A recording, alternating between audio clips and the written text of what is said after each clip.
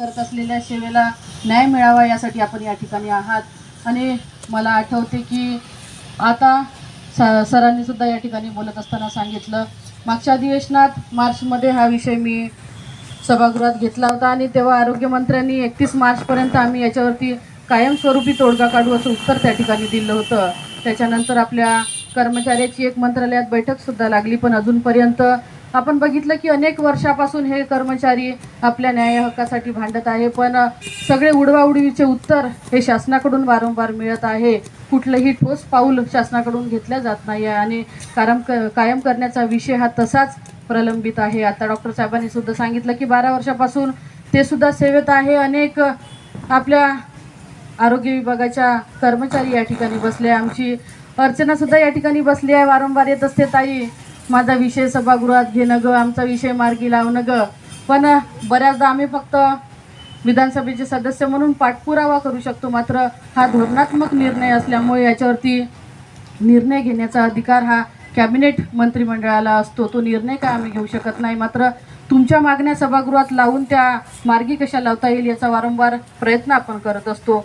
हे करत असताना आपल्याला माहीत आहे की काही कर्मचाऱ्यांना 18 वर्ष झाले असतील, काही कर्मचाऱ्यांना 20 वर्ष झाले असतील. या बाबतीत आपण विचार केला तर बिहार झालं, ओडिसा झालं, राजस्थान झालं, अशा अनेक राज्यात कायम करण्याचा आणि सेवा संलग्न करण्याचा विषय मार्गी लागला. मात्र महाराष्ट्र राज्यानं अजूनपर्यंत हा विषय मार्गी लावला नाही. ही फार मोठी शोकांतिका आपल्यासाठी आहे. आणि हे करत असताना आता आपल्याला माहीत आहे साधारणतः वर्षभरापासून सरकारमध्ये सुद्धा चढउतार चालू आहे. याचं सरकार गेलं, त्याचं सरकार आलं, आम्ही विरोधात बसलो, सत्ताधारी पक्षातही जे आले, मात्र समाजात काम करत असताना जे पोटतिडकीचे विषय आहेत ते कुठंतरी मार्गी लागली पाहिजे आणि त्याच्याकडे प्रशासनाचं सुद्धा लक्ष वेधलं पाहिजे.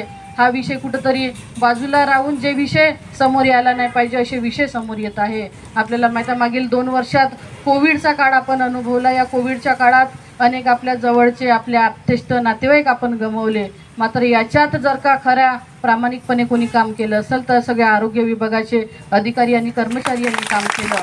आणि हे करत असताना आपल्याला माहीत आहे की कोविडमध्ये स्वतःच्या नातेवाईकाजवळ जाण्यासाठी सुद्धा आपण सुद्धा घाबरत होतो. मात्र त्या गोष्टीची तमा या सगळ्या आरोग्य विभागाच्या कर्मचाऱ्यांनी बाळगली नाही आणि कोविडचे पेशंट ॲडमिट करण्यापासून त्यांचा ऑक्सिजन घेण्यापासून हे सगळे कामं या कर्मचाऱ्यांनी केलं. आणि त्याच्यामुळे कुठंतरी आपण जे काही जिवंत राहिलो ते यांच्यामुळे राहिलो. आणि आता सरांनी या ठिकाणी बोलत असताना सांगितलं की जेव्हा कायम करण्याचा विषय आला तेव्हा आज महिन्याभराचा काळ लोटून सुद्धा कोणाचं लक्ष आपल्याकडे जात नाही, यासारखं आपलं दुर्दैव दुसरं नाही.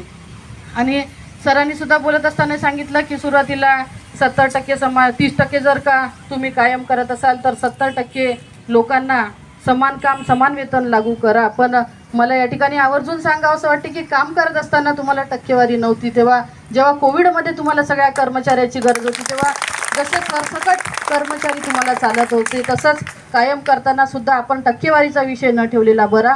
तर कायम करत असताना आम्हाला सरसकट सगळ्यांचं कायम करून द्या हा महत्त्वाचा मुद्दा घेऊन आपण समोर जाऊ. येत्या 7 डिसेंबरपासून परत अधिवेशन आहे आणि या अधिवेशनात सुद्धा आपल्याला माहीत आहे की अधिवेशनात बोलण्याची संधी ही सत्ताधारी पक्षाच्या आमदारांना जास्त मिळते. तरी पण जे मिळालं नाही ते भांडून कसं घेता येईल याचा प्रयत्न विरोधक म्हणून त्या ठिकाणी नक्की आम्ही करू. आणि त्यासाठी माझा फक्त मतदारसंघाचा हा विषय नाही तर हा संपूर्ण महाराष्ट्राचा विषय आहे. आणि या महाराष्ट्रात काम करत असताना अतिशय महत्त्वाचं असं अभियान म्हणून हे राष्ट्रीय आरोग्य अभियान आहे. आणि या अभियानात काम करणाऱ्या सगळ्या माता भगिनी आणि बांधव असतील त्यांना मी या ठिकाणी स्पष्टपणे आश्वासन देतो की या अधिवेशनात नक्की तुमचा विषय मार्गी घेऊन संबंधित तानाजी सावंतसुद्धा या खात्याचे मंत्री आहे, त्यांच्याकडे सुद्धा चर्चा करून आपली एक मीटिंग कशी लावता येईल यासाठी सुद्धा मी प्रयत्न नक्की करेल. आणि जेव्हा जेव्हा तुमचा असा सेन्सिटिव्ह विषय येईल, हा मतदारसंघ जरी माझा नसला तरी या महाराष्ट्राचं प्रतिनिधित्व आम्ही करत आहोत आणि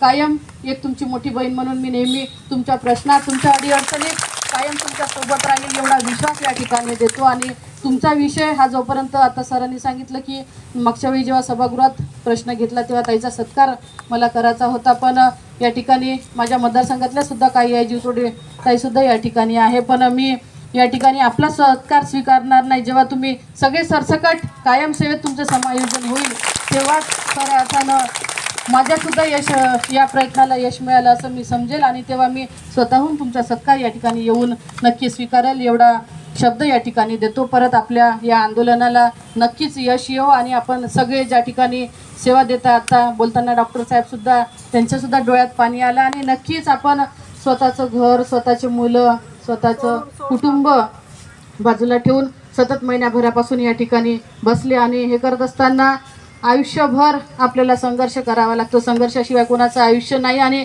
आलेल्या प्रत्येक संघर्षाला तोंड देऊन आपण जर का पुरून उरलो तर नक्की आपण माणूस म्हणून चांगल्या पद्धतीचं जीवन या ठिकाणी जगू. आपल्या या संघर्षाला नक्की ईश्वर साथ देऊ आणि यश येऊ एवढीच ईश्वरचरणी प्रार्थना करते आणि इथं सांगते. जय हिंद, जय महाराष्ट्र.